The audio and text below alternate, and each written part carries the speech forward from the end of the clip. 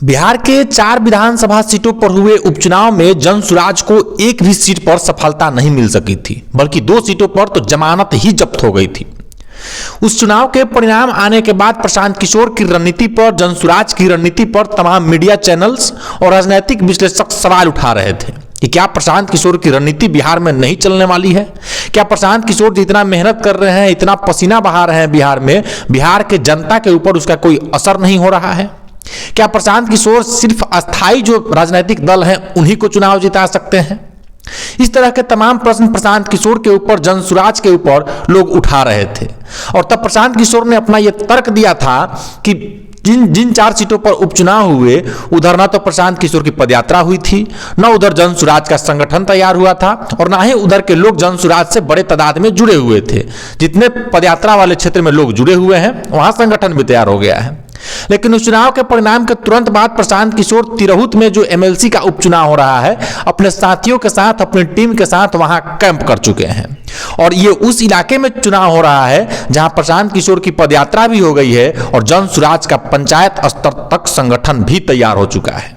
और प्रशांत किशोर इस चुनाव को जीतने के लिए खूब मेहनत कर रहे हैं, खूब पसीना बहा रहे हैं। और अगर प्रशांत किशोर इस चुनाव में जीत हासिल कर लेते हैं तो पूरे बिहार के भीतर, पूरे देश के भीतर यह मैसेज जाएगा कि प्रशांत किशोर जिन इलाकों में अपनी यात्रा समाप्त कर ले रहे हैं, जहां अपना संगठन बना ले रहे हैं, वहां उनकी जीत जरूर हो रही है।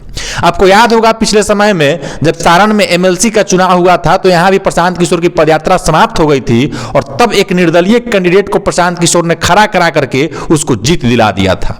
और अगर इस चुनाव में भी, जो उपचुनाव हो रहा है एमएलसी का, इस चुनाव में भी अगर प्रशांत किशोर के कैंडिडेट जीतने में सफल हो जाते हैं तो फिर पूरे बिहार के राजनीति में, पूरे देश की राजनीति में यह मैसेज जाएगा कि प्रशांत किशोर जहां अपनी जमीन तैयार कर चुके हैं, फिर वहां उनको कोई हरा नहीं सकता है।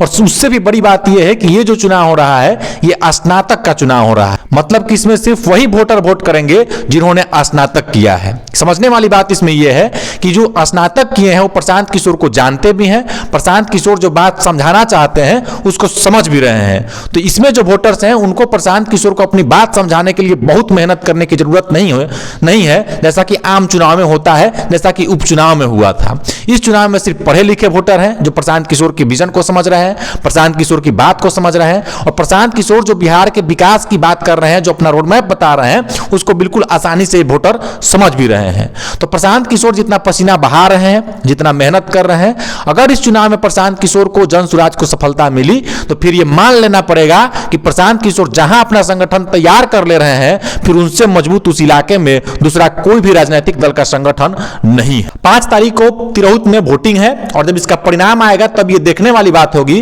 कि प्रशांत किशोर की इस इलाके में यात्रा भी हो गई है, यहां संगठन भी तैयार हो चुका है पंचायत स्तर तक, और इसमें सिर्फ पढ़े लिखे वोटर ही को ही वोट करना है।